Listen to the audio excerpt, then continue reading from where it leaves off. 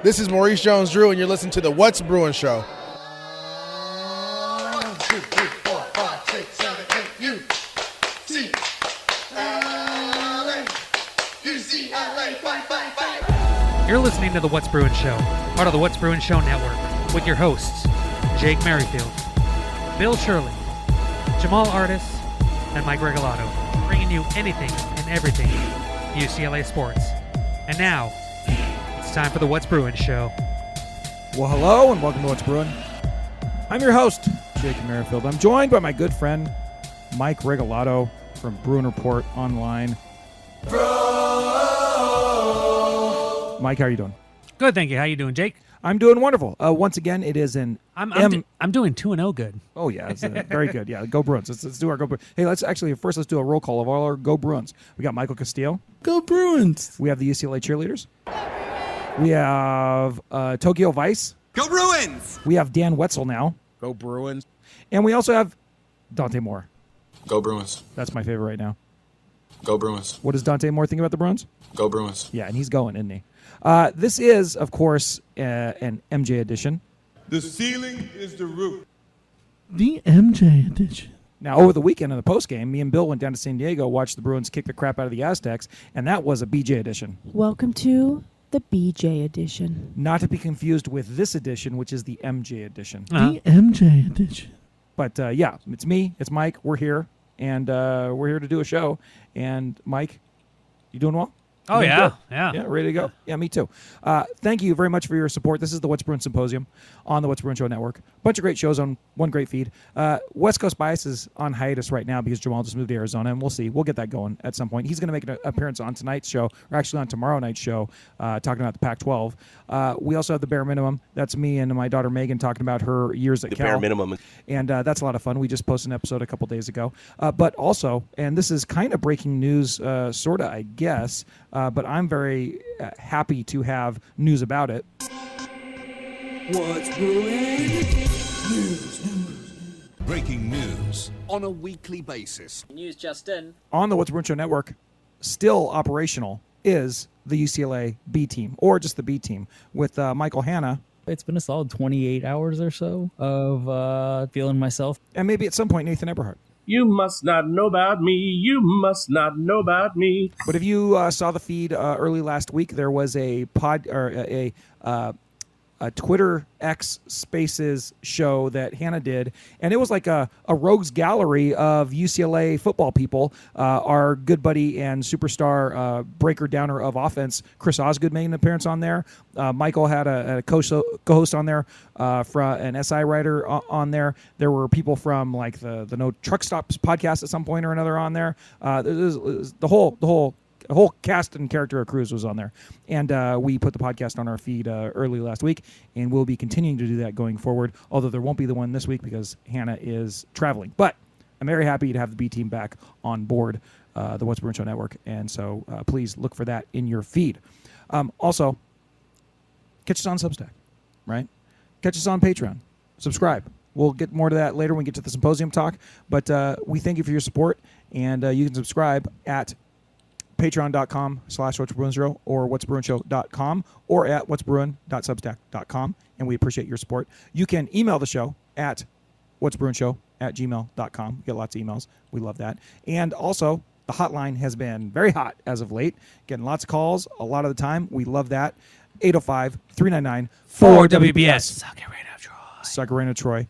And also, we're putting the show up on YouTube now with a cool slideshow that I'm going to update this week. It will be probably about 90% the same, but there will be 10% of newness. So if you sit there and you watch that slideshow with a careful eye, you'll see some new pictures, but it's probably not worth it to do that. Just listen to it, and then every once in a while look at the slideshow, and you probably see a new slideshow, a new picture. But yeah, that's on YouTube as well. Just search What's Bruin Show on YouTube, and our channel will come up, and all the shows that we publish will be going up there on YouTube. So that's pretty cool.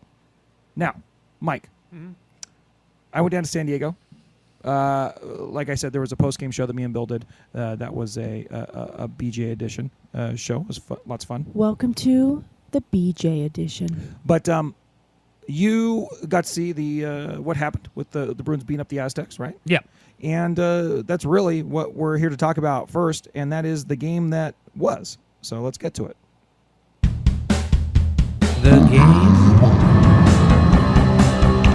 that was. So it was a great week for the Bruins. The Bruins ended up going down to San Diego, down to what's the Dragonfly? Snapdragon. Snapdragon. Yeah, thank you, Snapdragon. UCLA beats SDSU 35-10. Once again, a lot of my thoughts were on the post-game show, which you can go back in your feed and listen to. But Mikey, just right off the top of your head, you watched this game when it was on. You did some reporting on this game. What did you think about this game as it transpired down there in San Diego? Obviously tough to begin with, as UCLA sputtered on their first two drives, which was crazy because Dante Moore got the start after coming off the bench last week. Yes. And, everyone was excited, waiting for that last minute confirmation that he will be the starter, as he was. But the Bruins, when I don't think they were both 3 and out. I think there were, first was 3 and out, and then maybe UCLA got a first. Either way, they had to punt their first 2 possessions. But luckily, UCLA's defense stepped up and forced San Diego State to punt twice as well. It was a punt fest. And, it was just not good until UCLA finally started getting things going.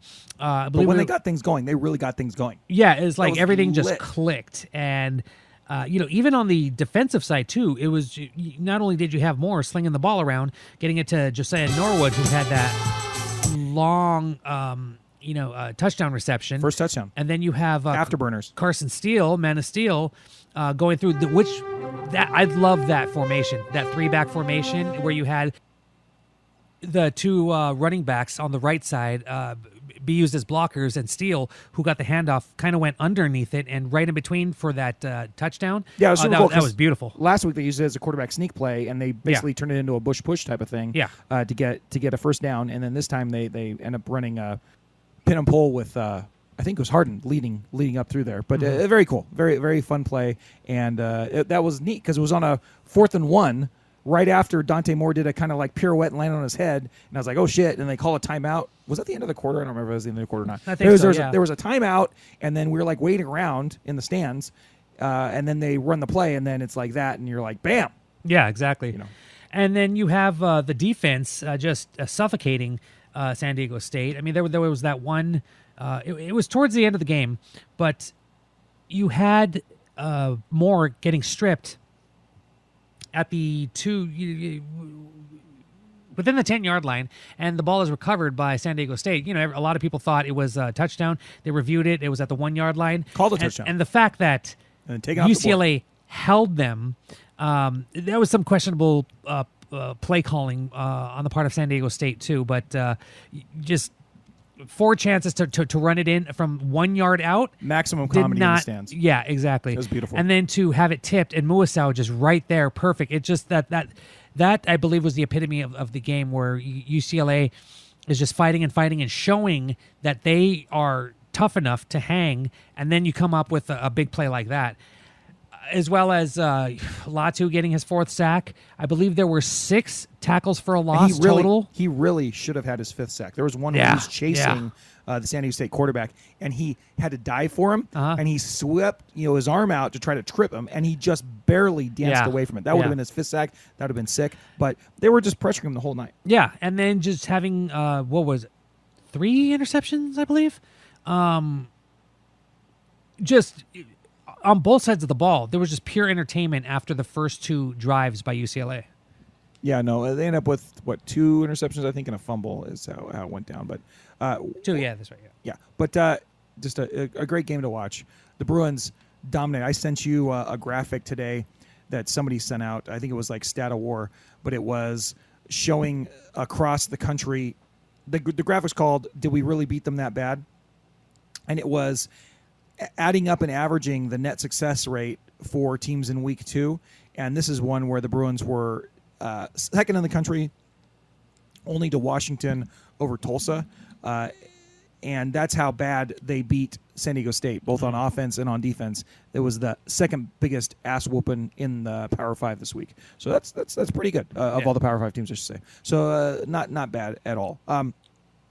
Mikey, after rewatching the game, I was even more impressed with how the Bruins did. Although there were moments when that game, kind of like the Coastal game, if San Diego State is able to capitalize and get that touchdown in the second half, all of a sudden, instead of being it's now all of a sudden it's 28-17 or 18 at that point, and who knows how the momentum swings, how the Bruins respond, but it ends up not being that, and the Bruins end up adding another score, and it's much easier. But I mean, the game could have gone another way, really, and it could have been tighter than it was. I know we can say that about really any game, but with that being said, the Bruins really did kind of put it on the Aztecs, and it still remains to be seen, like, what they'll do against how we'll term, like, good competition. Yeah. But this is certainly a nice sign. Now, coming out of the game, there was a couple accolades. Dante Moore was Frosh of the Week, right? Mm-hmm. Straight baller. Straight baller, and we want more. Darius Muasau was What else, Mikey? the Reese's Senior Bowl Defensive Player of the Week. Oh, nice. National Defensive Player of the Week. Oh, good. So, yeah, UCLA had some... He's a baller, too. Yeah. Just a baller, man. And this... I don't want to, like, look ahead too much, but it looks like this team is slowly building to be very effective on both sides of the ball. And finally, it took 5 years, Chip Kelly. Not mad at you, but I'm just saying. And you can Chip see Kelly? exactly what can happen when both sides are clicking. Well, and it's beautiful. We will have to see how they look once they get into conference play, and the conference play starts with the doozy at Utah, which we'll talk about later in the coming weeks. But I think that obviously they're going to have. I don't think there's any way they don't have a pretty good game against NC Central this week. But the heavy competition, which was not very big competition at all, is done with for the non-con. But we'll wait until after the NC Central game plays out to like get their kind of first quarter stats. Yeah. Right. But I don't see any way that they don't do anything but improve after this week coming up, because this, like I said, this is definitely a step down in competition. With that being said, yeah, it's like they have to play the schedule in front of them. And I think that this was a successful first couple games, and it'll be even more successful after this next week. I believe the Bruins are already ranked now, which is nice. They cracked into 24 on the AP and 25 on the coaches, right? Yeah. And so, and that was crazy too. Just really quickly, the fact that first time in history, as the Pac-12 is dissolving, 8 teams make it into the top 25. That's insane. It's just so stupid, and we'll talk about that in the Pac-12 talk so later on. But it is just so stupid. It's bittersweet. It's fun. It's super cool, and just so stupid. Yeah. And it is just really a shame. I mean, the Bruins and the Trojans were going to leave the conference anyway. Yeah. But the fact that it's going away, or it's not going to be anything like what it was, is just nuts. Yeah. Just really, really garbage. Do we have any sort of injuries coming out of the San Diego State game that we know of? Ali Cahoe didn't play in the game. He might be banged up still. Rumor is that he might have a broken foot. I believe that what I heard. Titus still not playing. There was someone else. I forget, but so Deshaun Morrell still not available. Country strong. Yeah, got to get him in there. Not a lot, but what was it? I believe it was Muasau had a wrap on his leg, I believe, but you're going to get banged Latu had a up. wrap on his leg as well. Yeah. So we'll see. Hopefully, at the very worst, right, they do have this could be a de facto bye week, although you would think that like Latu, hopefully he can, get a couple sacks in this game just to pad the stats going into the conference play. But at this point, he really doesn't. He's already averaging 2 per game. Yeah. So, I mean, if he needs to rest, he can rest. Anybody on the team that needs a little bit of rest can rest in this next game. We'll talk more about that in a minute. Still talking about the fallout from the San Diego State game itself. Just going back to the analytical stuff real quick. Connolly released his win expectancies for the last couple games, just giving you an idea of how good the Bruins have played in these first 2 games, even if people were kind of underwhelmed by the Coastal game in the moment. Yeah. Right? Remember, in the moment, people are bitching and moaning, but then afterwards, you're like, "Oh, it UCLA wasn't that bad." fans? No. Oh, who knew? Yeah. According to Connolly, the Bruins in that Coastal game by the end of it, which was a 27-13 win, right? They ended up having a win expectancy of 95.5 in that game. Yeah. Percent, which is pretty good, right? That means that Coastal only 4.5% of the time, the stats that they put up would win the game for them, right? That's basically what that means. Guess what the win expectancy was for the old Aztecs in this game against the Bruins, according to Bill Connolly's numbers, Mikey? 18%? What were the Bruins? What was the Bruins win expectancy? The Bruins. 88? Yeah, try 100%. Oh, wow. Yeah, they were so dominant that 100% of the time, the Bruins are going to win this game. Like, that's pretty crazy. Yeah. That's pretty crazy. The adjusted, and he also has another stat that's like the adjusted margin of victory. Yeah. And, against the Coastal Carolina, against the Chanticleers, the actual score was 27-13. But by the stats, he thought the UCLA, the stats-wise, they won that game by 15.5 points, basically. Yeah. So, I mean, they ended up winning. So according to Bill's stats, they covered. Unfortunately for my wallet, they didn't actually cover, but that's what the stats would have normally typically led to, a 15.5-point win. Guess what the adjusted margin of victory was for the San Diego State game, which they won 35-10. What? Which just shows how dominant they were statistically. What was it? 46.9 points. Plus 46.9 points. Wow. Meaning they, the stat profile they put up, Yeah. they could have won that game, or, statistically, 46.9 points was their advantage, which is just lit, right? And that's even with, like you said, Mike, a slow start where they punted the first couple times they were out there. Yeah. Just amazing looking back on that game.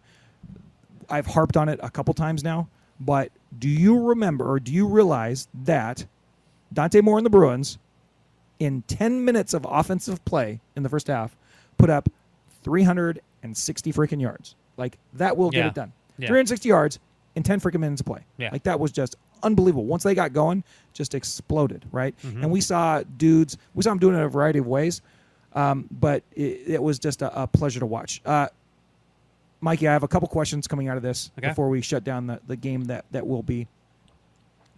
Number one, after we've gone through these first two games, and like I said, once when we're talking about the NC Central game, we're probably going to see it's we'll get to it, but it's an everybody plays game.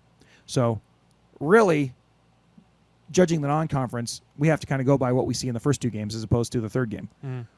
On offense, we'll talk about the quarterback situation in a moment, but on offense, other than the quarterbacks, playmaker-wise, who's been your favorite playmaker to watch, or who are you surprised by as far as their explosiveness or whatever? What's really tickled your fancy or surprised you so far? Just pick me a couple names and give me a little bit about him. I like TJ Harden because he's doing what I expected him to do, and that's going to be awesome.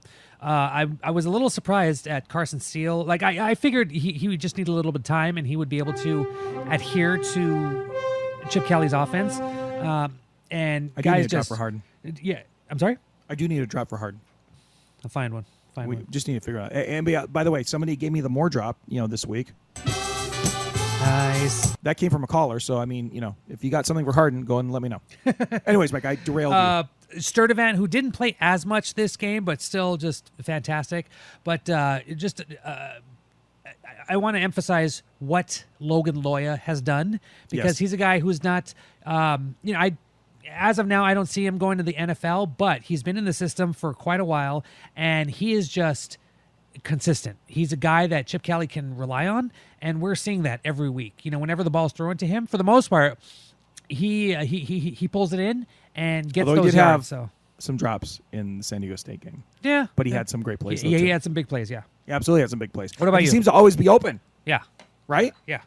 For me, like Josiah Norwood was a revelation as far as to score the first touchdown of the game, running as fast as he did. What was on the speed track was like 21.5 yards or miles per hour or whatever. And I love listening to him in his interviews. Just a well-spoken young man, and just very detailed in every question, in every answer he gives to the questions that he's asked. Yeah, well, I'm just saying, if you have a guy that can take the top off like him, we already know Sturdivant can. And by the way, the anarchist... I'm a bomb-throwing anarchist now. Pointed out very wisely on Twitter that Sturdivant was outrunning everybody on that play, trailing it, right, as Norwood's streaking down the field. But, if you have all these guys that can break games, we saw TJ break one, right, on a run. it's just we've gotten used to seeing this with this Chip Kelly offense the last couple of years, but it's like they are like fully operational right now. It seems like as they settle into having more as the quarterback. Yeah. And it's like it's so much different though. We're so used to seeing things only breaking generally up the middle of the field on some sort of tight end play, some sort of Y cross or whatever, right?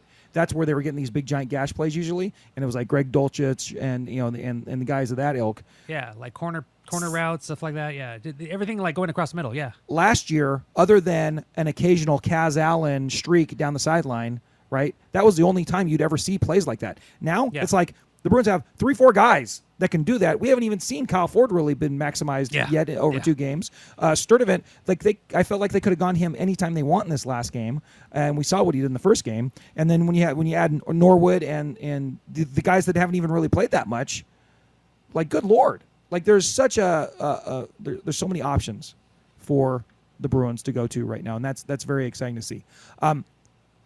Defensively, Mike, who's popped for you, and what was impressive, or what are you worried about? Cornerbacks I'm worried about still. We had controversy too. Yeah, it's like I guess it popped up on the bro boards about Jalen Davies getting the start over Devin Kirkwood, and then was off the thing released by UCLA, right? Yeah, they released a depth chart, and then they were like, "Oh, here's a corrected one with Kirkwood on top," but whatever. Bro. All across the board, I think they just need to improve, and I think we're seeing some good stuff from Humphreys. But yeah, the cornerbacks are worrying me. Safeties, I think, are doing a pretty good job for the most part, but at the same time, I think they still need to be tested. And it seems like we have a new cornerback or a new defensive back at least in the mix, right? They're starting to cross train. Yeah, that was news. We didn't do the headlines today, but some of the headlines. One of the headlines from practice was how Jaden Marshall, former receiver, is now looking like he's getting time at cornerback, and not just hey, we're gonna put you on the scout team, see how you do. No, he went from a blue jersey yesterday, which is the offense, to a white jersey, which is defense in practice. So there's that. But as far as the front seven, and actually Desmond asked about this, might as well address this right now. What did you? Desmond Green asked, will this front seven become the savior of the team? And honestly, that's where I'm looking at a lot of the defensive players that are impressing me. Obviously, I'm over the moon about Muasau and Leatu Latu. I mean, we have the sack tracker, which is up to 4 now, and let's go. Those guys are just impressing me, and I still think we have a lot to see from guys like Carl Jones, the Murphy twins. And Carl Jones played well. Yeah. And he poses quite well. Jay Toya has been pretty baller. impressive. Yeah, not so much a bull rusher, but just being able to kind of squeak in when he can. And then you're just getting support by the linebackers.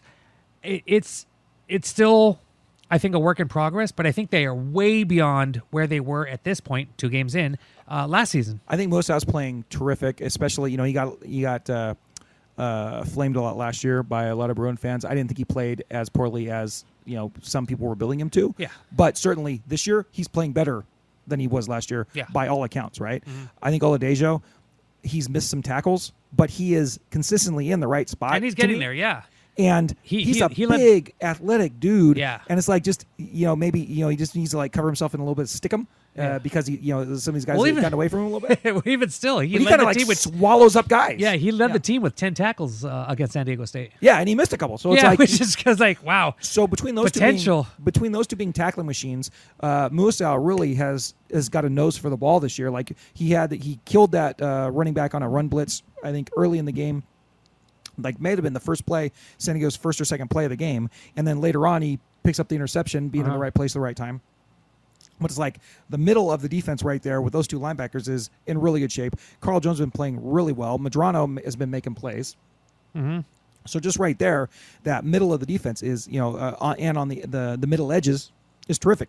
The defensive line has been freaking impeccable. Yeah. They are shutting down the run, and they're applying a shit ton of pressure. And it's not just Latu, it's not just the Murphys, it's up the middle too, right, with the tackles. And I couldn't have been happier with them. So, for Des to say, is this the savior of the team? I don't know if this team's going to need quote unquote saving. I think maybe we're referring to the secondary, and it's without a doubt they've been fortunate to not to not have been as damaged as they could have been in the defensive secondary because there's been drops, right? Yeah. But what I will say is, I think that as far as cornerback goes, they definitely can have improvement, and they definitely could use some improvement there. Yeah. But I don't think it's as bad as it could have been. Like, certainly there are times when teams are gonna. It's college football. Teams are gonna get plays over the top on you, and they're not always gonna drop them. Right? There probably gonna be some long touchdowns scored against this team, and it'll be a bummer. But I think they can absorb it because they're playing pretty well, all things considered, and I don't think it's gonna be. They're generating so much more pressure than they have been the last couple of years. Even though we thought last year they were going to have a pretty good front seven, and that was pretty good sometimes. This year, they're so much better, and so that just makes things so much easier on the back end. And then plus you take into account of we've been kind of getting a little upset with the cornerbacks, and they might be converting a wide receiver to a cornerback. But what I haven't been disappointed by is the safety play, especially Kamari Ramsey. Exactly. That dude is killing fools. Freaking redshirt freshman. Killing fools. He has right? a future. He's unbelievable. Yeah. He's unbelievable, and he is. He made so many good plays so far, and he's only going to get better. Right? Freaking Alex Johnson too. Alex Johnson, and even go ahead. Yeah, I was just gonna say he's been nickel all in practice, and obviously he plays nickel during the game too. But he's a guy that they could probably use in several different positions. Yeah, cornerback, I'm just saying, but. Just impressive with what he's been able to do. Ramsey as well. Like, there are some guys that are definitely stepping up. I would like, obviously we're going to track their progress as the season goes on, but dear God, these guys are balling out right now. But like I said, even with Humphrey, Davies, however it works out with the cornerback position, right? I think that with the amount of pressure that they're generating and the amount of hits that they are inflicting on the opposite team, it's not going to be perfect, and of course they're going to have to go up against a variety of really good receivers in Pac-12 play, but I think we can live with this defense, and I think we can be – there's a lot of things with this defense we can get excited about. And just the way I'll encapsulate it just now before we move on is they – look at the San Diego State game, and also I pointed out after the Coastal game how beat up McCall was like a quarter into that game, and how beat up he was by the end of the game. Yeah. And I think that really took a toll on the defense, putting the clamps on them, pretty much the entire fourth quarter and a little bit of the third in that game. That was in the Coastal game. San Diego State, think about, the drive that came right after Harden busted that run, right? San Diego State comes out, and they're a team that was very challenged. They had a hard time completing any pass down the field. The one pass they successfully executed, which was their No, I'm sorry. I'm going backwards. Was not their run strength. was the strength, Yeah. but they were stopped on the run too. They averaged 1.6 yards. The Bruins completely shut down the run. Yeah, but I'm talking specifically about one particular drive, and this is not. By the way, this is not even talking about the debacle that was on the goal line. That was at least 50% luck for the Bruins, to get that stuff right. That doesn't happen. Even the best defense in the world is not going to be able to do that very often. Yeah. It just got kind of lucky, but they seized that luck too. But I'm talking about this is right after the Harden touchdown run where he ran like 50 yards or whatever. San Diego State gets the ball, and they're kind of dinking and dunking their way down the field. And I thought the one thing San Diego State did well to kind of limit the pressure they're putting on it is that they were running pretty. They were doing some pretty successful screens, some pretty successful short passes, and they managed to make their way down the field with some garbage too. Like the quarterback would run out and he'd flick the ball at the last second, and they got a couple chunk plays that way. The wide receiver ends up dropping that touchdown pass. They should have scored a touchdown on that drive, and instead they get the field goal. That's what gets them to 10 points. But that drive just encapsulated what's really good about this defense and what's scary bad about the defense, in that they could have given up a long touchdown, but they didn't. But that entire drive where San Diego had to take yards like 6, 7, 8 yards at a time, the Bruins hit them on almost every play a really good pop, whether it was hitting the quarterback, hitting the running back, hitting wide receiver that caught a pass, and Ramsey just that's the one where he hit him like he got sandwiched. Yeah. The one DB tackled him low, and then Ramsey popped him high. Yeah. And it was a very legal hit, but he just kind of fell over and looked like he was he got needed shook a up. second. The thing is, the more of these drives that the Bruins can make kind of Pyrrhic victories for the opponent, and what I mean by that is maybe they score a couple points, maybe they don't, But even if they score points, they're going to feel those points they scored because they got their asses hit. Hits on the quarterback, hard hits on the running back, stopping the run, and anytime a guy catches the ball, if you make a tackle, you make him feel that tackle. That's the type of identity that can really make this defense, make the whole defense kind of a savior for the team, especially if the offense ever bogs down. Yeah. But that's what's given me hope about this defense. To me, they're hitting harder right now than they have since the first couple of Mora years, and that's very heartening to me. So that's kind of what I think about that. And thank you very much for the question, Des. Mm-hmm. Okay, so we talked about injuries. We talked about Moore being the freshman of the week. We talked about our thoughts on this particular game. The really only thing left to talk about is the settled quarterback situation. Is there any way that quarterback situation is not settled, Mike? I mean, honestly, come on. We know what it is, right? Dude, we know who the starting quarterback is, even if it's not saying, right? It's this guy, right? What was it? What was that stupid theory I put out after week 1? Yeah, it was. It's 2/3 coming true, Jake. Mike, you're prophetic. Because I said I'm going to buy you a 6-pack if Colin Schley starts the game against NC Central. That's what needs to happen, right? And specifically what I said is Colin Schley starts, Garbers comes off the bench, and Dante is number Doesn't 3. play at all. Yeah. Yeah, and I could totally see it, especially for this game, because especially if they're up early, you don't have to. It would be good to rest the guy that you want, take most of the starting snaps the rest of the season. But yeah, it all of a sudden I'm like, all right, so when is Garbers coming in? Oh, he's not coming in at all. It's Schley time. That was okay. rough. And dear God, By the way, how good does Schley look? looked really good. I'm he in has love. some wheels on him. I'm so in love Dear with him. God, yeah, did not see this athleticism in practice. I want. Didn't see a lot him of this in spring. Play a lot I want to of see mop more. up, and I want to see more. him. And Wait. You want to see more? I want to see more Schley.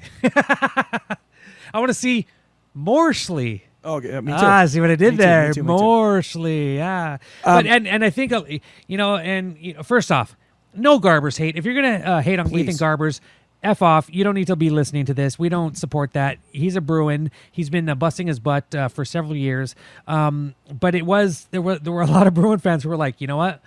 I'll take more QB1, Schley QB2, and Garbers QB3. And it's like how could you really read any other way at this point when you look at how yeah. how Schley looked out there? Like, it's a total change of pace. Yeah. Like, I could see him coming in just in spots. Like, I mean, I've been postulating that since they brought him in right after signing Moore, that we'd have like a Schley package. He actually came in before Moore. He was like he signed like 2 weeks before Moore. Exactly. And, and I'm like, well, they need to get him on the field a little bit, and I think it's a terrific kind of change of pace to what they're going to do. Although I think Moore has played so well that I'm pretty sure he's going to be obviously the featured guy. Yeah. He is the guy. It is a shame for Garbers, but I mean, there's no other way this can go at this point, right, Mike? Because when you look at we're going to talk about the NC Central game in a minute, but there's nothing that can happen in the NC Central game. Tell me if you agree with this. In my opinion, there's nothing that could happen in the NC Central game other than, God forbid, some sort of injury that would change the starting quarterback for the Bruins in 2023 from being Dante Moore. Do you agree or disagree with that statement? Outside of an injury, no. Right? I mean, Yeah. Theoretically, it's possible he could come out there and throw 16 interceptions and just look absolutely dreadful. But I mean, when you take in how he's played versus the level of competition this week, that's not going to happen. Oh God, no. This kid he's a freaking true freshman, and he's looking so cool and composed out there.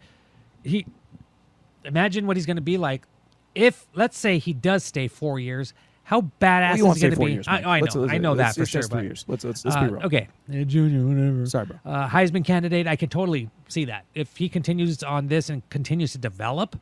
That's insane talent right there. It's just electric, is what I'm saying. And and by the way, he won't even play long enough to be able to play bad enough to have anybody think twice about it. Yeah. Because I think, Mike, I know you're saying, we're kind of rooting for your prediction to come true. Like, I kind of am. I'm with you. But I don't think it will come true. I think they're going to start Moore and then play Schley and then play Garbers. But it wouldn't surprise me if Chip Kelly did that. No. And look, I thought you were absolutely insane to suggest it a week ago. Now, I'm like, it's a coin flip, bro. It's an absolute coin flip.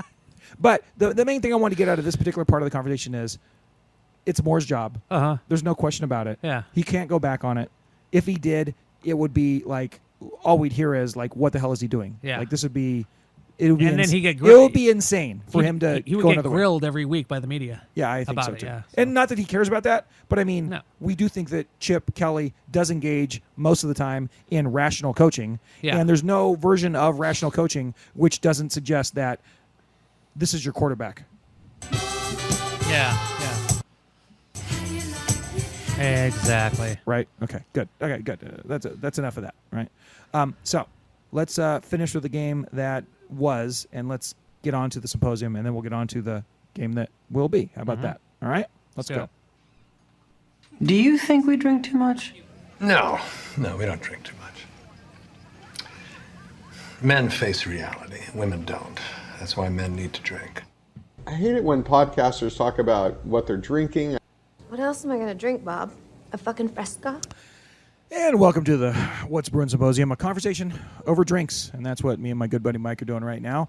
We are sipping some of our favorite adult beverages and talking about the Bruins. And tonight, Mike, you have a beer in your hand over there. And I did somewhere. You did. What'd you do with it? Find that beer. Tell me what it was. One of my favorite summer beers. First time I had this, it was at the Landmark on the west side. Yeah, rest in peace. One of the first bars in a movie theater that I've experienced in the Los Angeles area. This is one of the places that kind of kicked that off. Had an Allagash White. First time I had it was freezing cold in a cold glass, and it's perfect. And I saw it today, and I was like, we're still in the midst of summer, the dog days of summer. We're winding down. It's kind of getting fall, sort of, kind of, whatever. So I just wanted to, have one last summer beer, and Allagash is definitely one for me. It's just a very smooth. What is it? It's a Belgian white ale, and yeah, I absolutely love it. So I was like, ooh, I'm having you tonight. What about you? Oh, very good. I'm having one of my favorite ryes that I found when it was like $20 a bottle, and now it's up to like $45 dollars a bottle. Ooh. But it's from Heaven Hill Distillery, and it is Pikesville rye. I've talked about it on the show a few times, but I'm done my last bottle, so I have to buy some more. But this one is the tagline on it is first produced in Maryland in the 1890s. Pikesville rye, along with the rest of the once booming Maryland rye industry, was shuttered by Prohibition. The brand reemerged after Prohibition and became the last standing Maryland rye. The rest of the industry's production has ceased. It's now produced in Kentucky from extra-aged barrels stored in prime warehouse locations. This one comes in. It's won the double gold in 18, the double gold in 19, and the gold in 19 and 2022. It's 110 proof. It's a 6-year-old rye. I love it to death. It's really good. And whenever you see it, if you see it under $45, you should buy it. But that's Pikesville, and yummy stuff. I love a good spicy rye, and this is certainly that. Now, thank you very much for supporting the show. We have, you can subscribe to the What's Bruin Symposium, to What's Bruin Show Network for how much a month, Mike? $2. $2 a month on Patreon, patreon.com/What's Bruin Show or what'sbruinshow.com. Or you can subscribe on Substack at what'sbruin.substack.com for... It's like $60 a year or $5 a month. And we do have some new subscribers on Substack this month. I want to thank the Shame Dog for coming back, returning to the fold. We really appreciate you, Seamus, back there on the East Coast. And also Mike on Patreon. Thank you for joining the show. And if you want the Slack feed, I will send that to you. And also, if you subscribe to the show, you get a little bit of extra content. I do walks through the mall where I talk about whatever's going on in the Bruin world or what's going on in our What's Bruin show world. And I've been putting those up a few times a month, which is fun. But you also get the Slack channel. Jamaal, Mike, and I, as well as some of the other listeners are on there. And, we try to talk during the games, although my internet was challenged this last game. But certainly leading up to and coming out of the games, that's a fun little conversation to have on Slack, too. So thank you for supporting the show for as little as how much, Mike? $2. Just $2 a month. You can send the What's Bruin Show into the future. We thank you for joining the symposium. A nice conversation over drinks. And cheers to you. It's the game that will be. It's the game that will be, yo. It's the game that will be. And I forgot to play the football theme, so that's here. Blue 32, Blue 32, California, California, hood, football. So this week's game that will be for UCLA football is the third game of the season, the last game of the non-con. Right before it gets serious, it's going to be hopefully a nice little easy game out there at the Rose Bowl. 2 p.m. This one's not televised, folks. Only available on the Pac-12 network. Yeah. Yeah, untelevised. But 2 p.m. there, UCLA is going to take on NC Central and HBCU in Black Appreciation Day down at the Rose Bowl.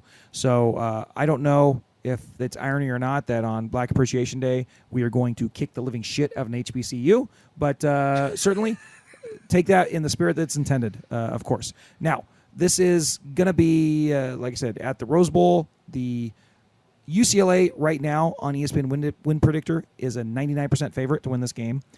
Bill Connolly has the Bruins as a 98% win probability before the game, and his computers spit out a score prediction of around 46-10. Okay, this is truly a game in which everyone should play. When we look back at last year's game against Alabama State, the Bruins, that was a game where everybody played, and I think that that's probably what we're looking at come this Saturday at the Rose Bowl. So it'll just be a nice time to come out there, have a good time, and see how it goes. There is currently no line on this game. There's no over-under because it's an FCS team, yeah. Yeah, occasionally you get lines on those, but not for this one. Yeah, no. And the Bruins look to be heavily favored. And so we will get into talking a little bit about the game, although there's probably not that much to talk about. But let's get into some trivia. Now it's time for Jake's Trivia, brought to you by Jake, bringing you all the coolest trivia of UCLA football's opponent for this coming week. And now, Jake. So, Mikey. What's up? Last year, the Bruins played Alabama State. Mm-hmm. And that team came from a conference that you love to say. Swag, swag. The swag, swag. What conference swag, swag. does our opponent this week, the NC Central Screaming Eagles, where do they come from? Miak, miak. The miak, miak. That would be the Mid-Eastern Athletic Conference. Meow. Thank you, Mike. Meow. Jake. Yes. How do cats like their steak? Rare. Thank you for that, Mike. Sorry. Well done. Stupid dad joke. That's okay. The Screaming Eagles, I don't know if they're screaming, but they are the Eagles of NC Central. Every time I hear Screaming, you've said this like all week, at least all weekend long. Every time you say Screaming Eagles, I think of that one show, Coach. Yeah. With, I forgot his name, but that was a great show. Not Corbin Burnson, but the other guy. No. Corbin Burnson was Alley Law. F. Lee Bailey. No, that's not it. No. It's the guy that played Mr. Incredible. Yes. Yeah. Anyway, I'll look it up. C. Thomas Howell. No, It's that's not C. that's Thomas Side Howell. Out. That's Side Out. Mike, you got to get it while I talk about the MEAC, okay? Craig T. Nelson. Thank you, Craig T. Nelson. Thank you for that. We need a victory for that. Screaming Eagle cry. Ah! Go Birds. Anywho, your NC Central Screaming Eagles, go Birds, they returned 12, not 11, not 10, but 12 all MEAC performers. They're a good team when it comes to the MEAC. They kicked the crap out of the team they played last week. Yeah. They which was a rival, North Carolina A&T. Yeah, you know what? And it's kind of like this. They kind of played a game against them like the Bruins played against SDSU. Yeah. Like they shut down the run, and those fools that they played couldn't pass to save their lives at all. Like they couldn't complete a pass, basically. That's how good the Screaming Eagles were last week. So, I mean, they're nothing to sneeze at, but they are moving up in class quite a bit against the Bruins, presumably. But they returned 12 all MEAC performers. Senior quarterback, Davius Richard. He's the 2022 MEAC Offensive Player of the Year. That's pretty cool.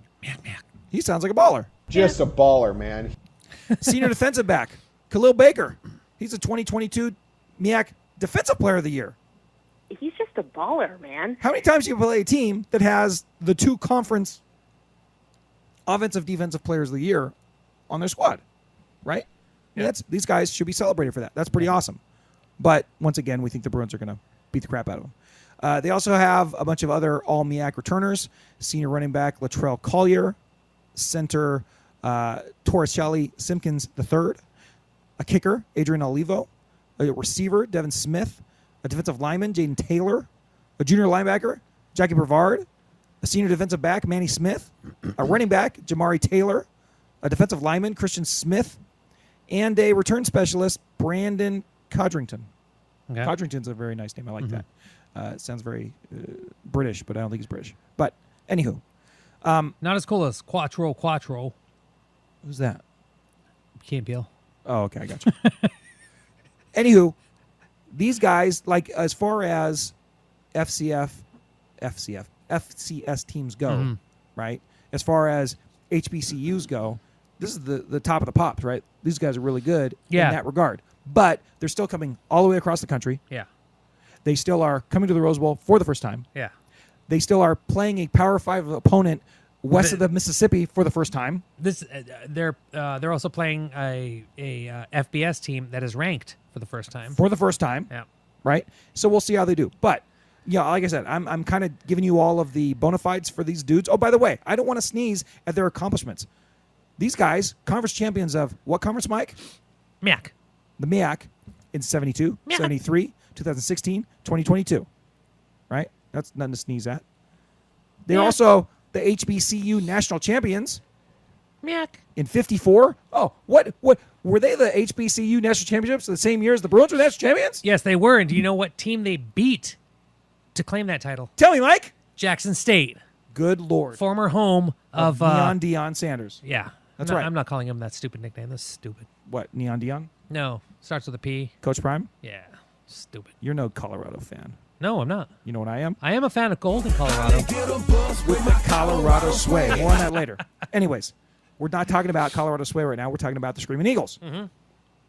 These guys, like I said, they should be celebrated. They are awesome, right? But they're moving up in class, and that's probably not going to bode well for them, right? As Mike said, this is the first meeting between them and NC Central and UCLA. It's the first time they're playing against a nationally ranked opponent. And they have played FBS teams in the past. It's almost always been Duke. Okay. Okay. They have played FBS teams a grand total of 17 times? No, not that. 12 times. 12 times, yeah. What is their record in those 12 games, Mike? 0-12. 0-12. We can break it down further, and we can say they have played Power 5 teams a total of 8 times. Now, I think you can do the math on this, Mike. What are they in those games? 0-8. 0-8, for sure. The scores of these games, right? Because I'm not going to talk about when they lost to Marshall, 44-10, Western Michigan, 70-21, FIU, 39-14, East Carolina, 52-7. Those are all the games against Group of 5 opponents. Yeah. They played Duke 7 times in the last since 2009, and they played Rutgers in 2011. And this is not Rutgers of the Big Ten. This is Rutgers of the Big East. But at the time, that was a BCS Power Conference. Yeah. This is before the Power 5. Yeah. Anyways, 2009 they played Duke, lost 49-14. In 2011 they played Rutgers, lost 48-0. In 2012 they played Duke. These are all at Duke, by the way, 54-17. 2013 they played Duke, 45-0. 2015 they played Duke, 55-0. 2016 they played Duke, 49-6. 2017 they played Duke, 60-7. 2018 they played Duke, 55-13. So, what I'm getting at here, and by the way, none of those conference titles, national championships, or other accolades that I've been talking about occurred in these years where they played these Power 5 opponents. So I mean, these are different teams that we're talking about. That's not this year's team that we're talking about. But with that being said, even though these guys should be celebrated for the accomplishments they have on the field, moving up in a step in class, we should fully expect the Bruins to kick the crap out of them, and we should fully expect this to be a game in which everyone plays. And if it's anything less than that, well, they're in trouble. We can't say it'd be wholly unexpected in a Chip Kelly team in the non-con, but even last year when they played Alabama State, and I think the final score on that was 45-7 or something, Mike. Do you remember that game? Which one was it again? The Alabama State game, the Hornets. Yeah, I can't remember. Something like that. But the bottom line is, as far as predictions and things like that, I mean, there's not really too much to predict, right? The Bruins should beat the crap out of them and play everybody and then we're looking forward to Utah. That's really what this is. Yeah. And we hope that the Screaming Eagles have a good time, come to the Rose Bowl, and that will be that. They beat Alabama State 45-7. They totally, I see. Who remembered? Yeah. Did I remember? Very good. I remember. Thank you. They Cheers to totally me. got the swag on that one. So as far as predicting stats, predicting playing time, all that's up in the cloud. I have no idea. Dante Moore could play 2 drives. He could play 1 drive. He could play, most of the half, although I doubt it. We could see the Schleister for a chunk of this game. Ethan Garbers played an entire half of football in the Alabama State game last year, and unfortunately, that might be what he plays in this game, and that might be the bulk of his playing time this year. Who knows? It's a bummer. But as we already talked about, they could play this game and Garbers come out and throw 7 touchdowns, and it's not going to be determinative of anything, right? There's not really anything playing time-wise, I doubt, on the line too much in this game, unless it's the absolute extreme of extremes, or some, God forbid, some sort of injuries involved. So we don't want to see that. So to me, right, the thing that I want to see is, by the way, how many sacks did Latu Latu have last year against Alabama State? 3? 2 sacks. 2? Okay. So, we could do a little padding of the stats as far as the players who are looking to put up big numbers this year. Mm-hmm. Mainly that's Latu. Yep. Other than that, get your reps in and get off the field. My main concern for this game is how many Bruin fans will be in attendance. Last year, Mike, 33,727 attended this game. Yeah. Do you think that this year, the Bruins 2-0, the Bruins were 2-0 last year, or were 1-0 last year. Yeah. Wasn't this one of the games that was in the hell and firestorm of heat? Was it an early game or was it all 3 of them were? They all three were. of them. They all sucked. Yeah. So. Yeah, they had Bowling Green, 11:30 a.m. Alabama State, 2 p.m. South Alabama, 11 a.m. Pretty rough. This one's a 2, so it's not going to be. And the weather doesn't seem to be, doesn't appear to like it's going to be horrible. So maybe there's that. But even still, even if it's 88 degrees, that's still probably going to kick it up to close to 100 degrees on the field, which that could affect them. But these are young, spry children. Okay, look. So we not have children. We have young adults. Young adults. We have 2 numbers to throw out at you. Number 1, last year against Alabama State, they had 33,727. Now, in Game 1 this year, 2023, against Coastal Carolina, they drew 43,705. A big improvement over the 2022 debacle on opening day, which was the Bowling Green game, which was 27,143. Mm-hmm. Now, Mike, with the soft factors of the Bruins generating some excitement with their brand new 5-star quarterback that looked like he won the job. With that, with the Bruins being 2-0 and looking pretty convincing, but balanced against the fact that it's an FCS team and it's at 2 o'clock in the afternoon and not really on TV. And students are still not back. Students still not back. But the more factor. Do you want more? I was thinking about that earlier this week. Mike, the question is it going to be more than the 33,000 that they had last year? For sure. I was actually thinking, is it going to be closer to maybe 50,000? Is it going to be more than the 43,700 they drew in the Game 1? Yes. Mike, I like your optimism. Yes. I think so, too. Especially with the more factor. I'm crossing my fingers. Yeah, especially with the factor of Dante Moore bringing some excitement. Oh, 5-star. And he's awesome? Who knew? Who knew? I think that is going. Don't expect him to play that much. Exactly. Maybe with a little bit. I know it's a lesser opponent, but it's also a lesser opponent that has a sweet kick-ass band that some might want to take in. Do we know if they're going to be doing the halftime show? I've looked. I haven't gotten any confirmation about it.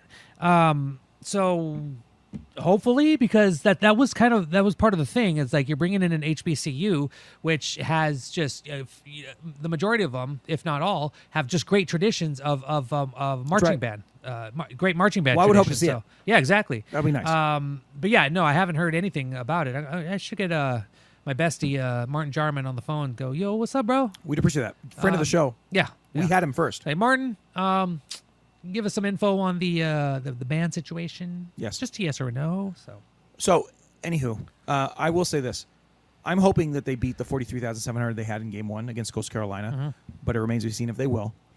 We will do our part, though, and I will tell you this. If you attend the game and you come over to Section 17, come up to the tunnel, and first you have to do an 8 clap with Leo. But if you do the 8 clap with Leo, then I will give you a sticker if you show up and ask for a sticker. Yeah, seriously, Jake is bringing the stickers, yo. Yeah, so that's bring in the stickers. That's my part. Oh, by the way, we got a What's Brewing on national TV. That's right, on CBS. Good job. I was like, what? That was sick. Oh, by the way, we got to send Andrew So Tong, because Andrew Tong was the first one to send me the picture. We got to send him a T-shirt. So, you know what's so Andrew, funny? Message me again with your address, and we will send it to you. I think have been supposed to be sending Andrew a T-shirt. He's one of our Lavalers. Oh, dear God. For like the last 6 months. We should send him two. So we and should stickers. I'll just send him the box. You can distribute him how you will, Andrew. Anywho, take some off my plate. Yeah, but anyways, come to Section 17, do an 8 clap with Leo, and I hope Leo's going to be there. I haven't confirmed that. Leo, you better show up. Do an 8 clap with Leo, and I'll give you a sticker. That's all I want. Okay? I'm right on the tunnel. All right. All right, so go Bruins. And Mike, do we even have predictions for this game?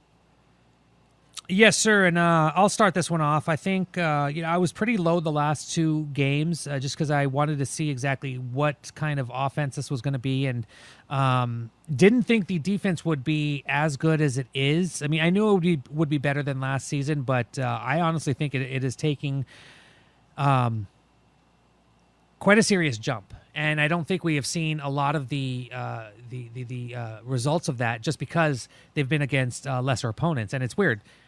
Their toughest opponent was in week 1. San Diego State seemed to be not as tough, and now UCLA is taking on an FCS team. Well, I think it's kind of a dichotomy, right? Yeah. Coastal definitely has a better offense. Yeah. SDSU definitely has a better defense. Mm-hmm. If they could have played some sort of combination of them both, that would have been a quality opponent. Yeah. But alas, it was not. But I'm kind of going back to my optimistic UCLA ways, and my. You don't say, Mike. Yeah, a little bit. I can't believe it. I'm predicting UCLA will defeat North Carolina Central 42-10. What about you? That's fine. I think it's going to be right around those lines. I think it's going to be 45-3 or something like that. Maybe 45-6. I don't think that NC will break through with a touchdown unless they get some weird special teamy type of thing going on. But the Bruins will hold them to field goals and win handily, and that'll be that. Mm-hmm. Do we have one for Jamaal? And we should have got him on the horn for this one. He's predicting UCLA will win 50-10. Okay, well, that's right around the same score. Yeah. That's about right. Okay, very good. Good stuff, and we will see how it is. Come out to the tunnel, 17, and get a sticker. You got to do an 8 clap first, though. Didn't you say in your resume that you did 4 years at UCLA? Yes. Technically, if you consider Bel Air an extension of the campus, which everybody does.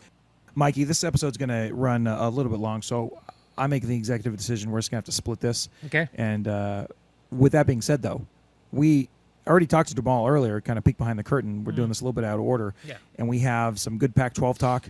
We have some good listener feedback. And we have our What's Bruins already. And this time, I know it's almost unprecedented. I went to you for What's Bruin today, and you were like, I don't know what to talk about. However, I had one and I couldn't remember, and then when I did, I was like, "Oh my God, how the hell did I forget this?" Because it was brilliant. But with that being said, now we have this opportunity because we're going to split the shows to have a double What's Brewing with you. So let's get to your What's Brewing right now. What's brewing with you? You ask me. What's brewing with me? Yeah. What's brewing with you?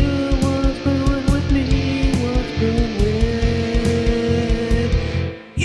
This is going to be a kind of double What's Brewing because Mike had an experience and coincidentally, so did I. Maybe because we're both September birthdays. But Mikey, what happened to you this week? Well, since we are September birthdays, my birthday is at the end of the month, September 30th. My Cash App is... No, I'm just kidding. I had to... You can pay me in whiskey.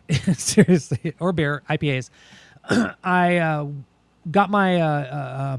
notice in the mail that I have to renew my driver's license, and I didn't want to just send it in. Coincidentally, me too. I didn't want to send it in because it was getting close. Like I did forget about it for a week, and I was like, oh my God, I got to do it. And so I was like, you know what? I'll just go in. And I usually go to the Santa Monica DMV because it's actually pretty quick. Yeah. And I specifically wanted to go in there so that I can get my temporary printout, temporary license, just in case the actual physical license comes after my birthday. I don't want to get screwed if I ever get stopped. You know, my luscious dark brown skin here. The last time I had to renew my license, I actually didn't, and then I was like, for like 3 weeks, I was driving dirty. How dare you?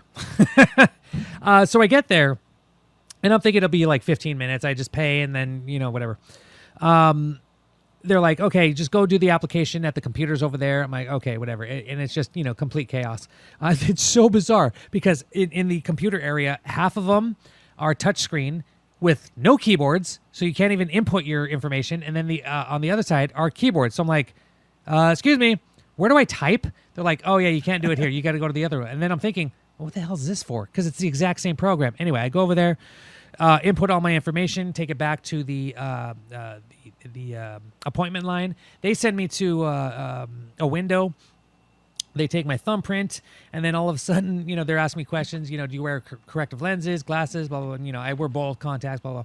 And this is at the end of the day. This is after work. It's like 5 p.m. I'm a little tired. So the lady's like, all right, cover your eye and read line 3. And I read it. No problem.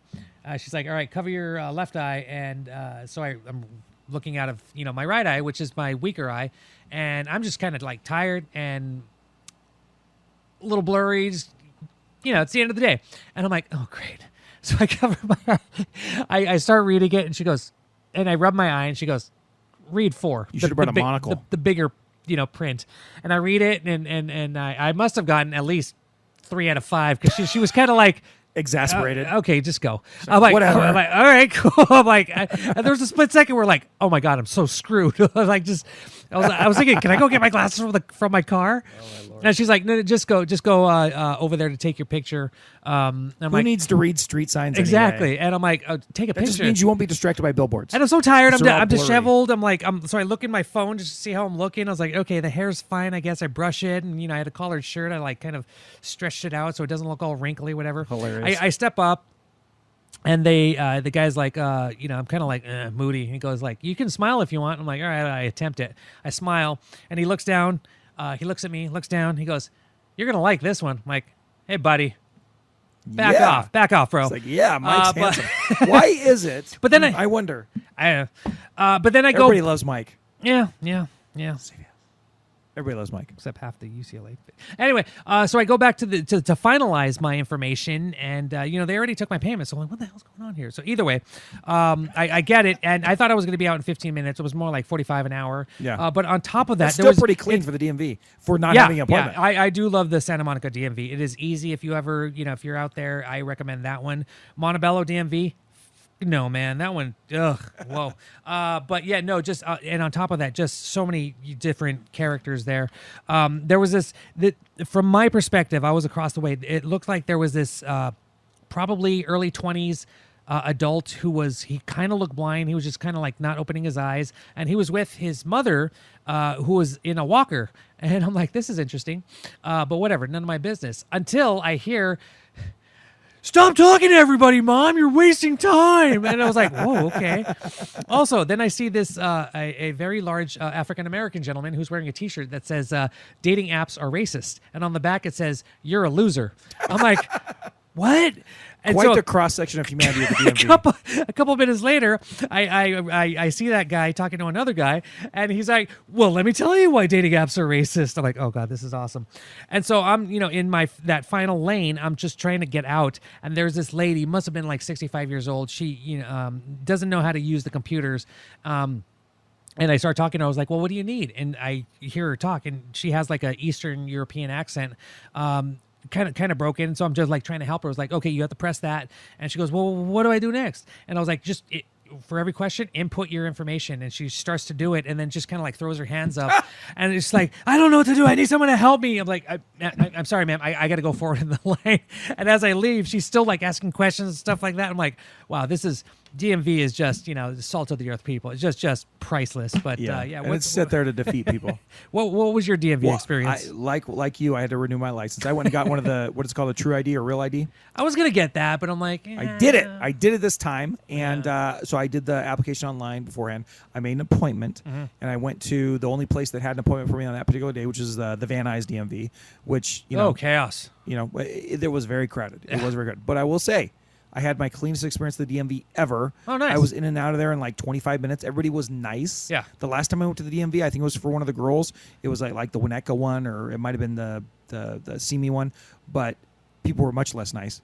But I had a very seamless experience. It was probably the best experience of the DMV I've ever had. Oh, nice. Even to the point where I was waiting in one line that was really long, and one of the DMV ladies like, "Sir, come on over here. We'll help you over here. It'll be faster." Like, that's never happened to me before at the DMV. Me? That's completely antithetical to everything I know about DMV people. Yeah. But they were very nice. They were very good. And it was quite an experience. And like you, Mike, there was quite a bit of people watching. It was something to see. So awesome. But the one major highlight I had when I was walking out of there, and I was walking to my car, at the line where people are taking their driving tests. Yeah. Okay. Well, I got two things to say. Number one, there was somebody taking their driving test, and the windows were super tinted, but I saw through the front windshield a little bit, and it looked like a young dude with like like their parent or something. Yeah. Taking their driving test in a freaking Lamborghini. Oh, Jesus Christ. What the hell are we doing? What the hell are we doing? Now, I don't know. Mike, do you think that's an advantage or a disadvantage for you taking your test? Like, if I were like the guy giving the driving test, I'd be like, I don't know if I'd be like, well, this is pretty cool. I can just drive a Lamborghini for my driving test. You pass instantly. Yeah. Or if I'm like, really, young man, that's how you're going to play this? You better be perfect in I don't this know. car. Like, it's like, you know? Or is like, was a Stanza not available? Was a Corolla not Exactly. available? It's more like, so, bro, when I get into the car, we're not going to do your driving test. Just get into the passenger seat. Let me drive the car, and then you pass. Like that's probably the tact I would take. I would have been. You know that? Yeah. I mean, right? But I mean, it's like, holy shit! Like, what are we doing? What are we doing? Like, only in Los Angeles. Yeah, right. exactly. Only in Los Angeles. Dear God. The other part is that Mike, like you had to take your picture for your new license. For the last 10 years or so, I've had the worst driver's license picture of my life. It's one where I have this weird cockeyed, like goofy smile, and be honest with you, I hate to say it, but I look like a pedophile. You know, it's not good. It's not a good picture. It's like it's a terrible picture. And now I can finally get rid of that picture. But I purposely practice my not beaming smile, but just like my kind of like cool guy smile, a little bit, just to try to have a decent driver's license photo. I'm hoping it turns out. Obviously, I don't know what it's going to look like yet. Yeah. But the lady didn't give me positive or negative feedback, unlike you, obviously, because everybody's trying to pick you up all the time. Yeah. Me, not so much. But anyways, I'm hoping my driver's license picture looks much better than it used to. Mine, and if it doesn't, I'm going to be pissed. Because I took mine, last time I renewed, I was turning 40, so I was in a weird state anyway, and I was experimenting with... Like you're high or what? What are you experimenting with? Just turning 40. Oh, I remember just the turning facial 40. hair thing. And Yeah, I remember I had that chin strap beard, and so that's been on my license for the last 5 years. So if anything, so when they said, okay, go take your picture, I was like, ugh. Then I was like, oh, thank God. This is an opportunity. God, this is seriously. This is an opportunity. Like, I could get rid of that stupid ass picture. My driver's license was the worst. Oh, God. And my kids always make fun of me for it. I'm so glad that I can finally turn the page. Yeah. Actually, I got a clean shaved head haircut last time. Because the last time I took the photo, I went when I was on duty. And I got, the bonus was, I was in and out of there in like 10 minutes. But the bad news was that I just absolutely looked horrible for the picture. Yeah. So, whatever. And think of that. Like, when do I ever wear facial hair? Yeah. And so I have goddamn facial hair on my goddamn license. Just a little time capsule. Just, no, thank you. Well, now it can hopefully just go sit in your drawer for the rest of your life and nobody ever has to look at it. Hells yeah. Ugh. All right. So, Gross. Mike, very good. Good show. And there will be more show coming to you. This episode will come out. And then almost immediately after, there'll be another episode in the feed. And in that, we will be addressing listener feedback and Pac-12 talk with Jamaal as he talks about the terrible Cal loss. We talk about our Colorado Sway fandom, except for Mike. And we also do another What's Bruin. So that's coming to you in a separate show. Yeah. Thank you for your support. Please, I'll keep saying it, but if you guys do us a favor of every month and a half or so, set a reminder. Review us on iTunes, give us a good review, and that'll help us, get more people to see it in this now very crowded Bruin podcast space. Gee whiz. Help us out a little bit. And don't forget to hit up Jake. Hit him up beforehand, too, for stickers at the game That's this right. weekend. Tunnel 17, you got to do an 8 clap for Leo. Yeah, send us a message on Twitter, Instagram. Let's get the 45,000 at least. Yeah. Come on, let's get a crowd there at the Rose Bowl. Get out there to go see that wonderful game against the NC Central Screaming Eagles. Yeah. All right. So until about 10 minutes from now, when you get to see the other show in your feed, go Bruins. Good evening. Smoke 'em if you got 'em. That was the What's Bruin show. Try us tomorrow. Same bat time, same bat channel. It's gotta be in or out, Mom. In or out. Well, I need the door closed. Thank you for your cooperation. Dude, Rob, we play some ball on the West Coast. The final word is boob.